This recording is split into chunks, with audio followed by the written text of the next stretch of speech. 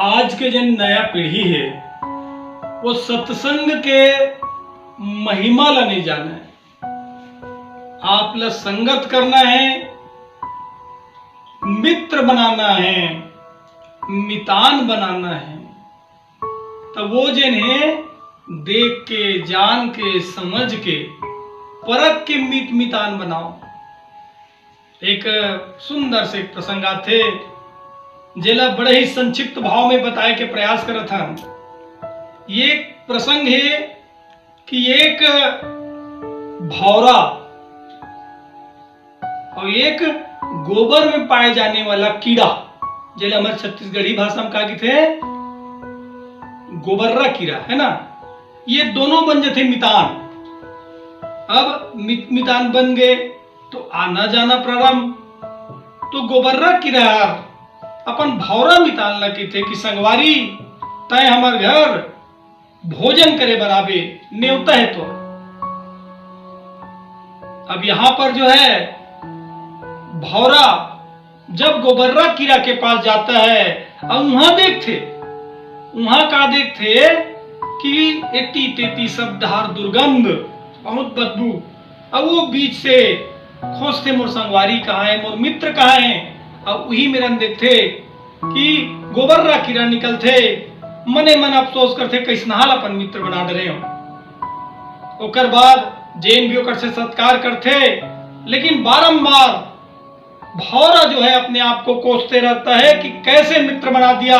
आज भी आप देखें कि अपने जीवन काल में हम ऐसे कुछ मित्र बना डालते हैं जिसके संगत में आने से, परिजन के संग में आने से, उनके माहौल में आने से हमको त्रुटि का भान होता है। संगवारी कहूं तरवा होगे, संगवारी कहूं कुसंगी होगे, संगवारी कहूं मांस भक्षण करिया होगे तब। और यहीं पर आमंत्रण स्वरूप, व्यवहार स्वरूप जो भौरा है वह कहता है मित्र आपका सत्कार हो चला, अब मेरा भी निवेदन है आप मेरे यहां भी सत्कार के लिए आइए।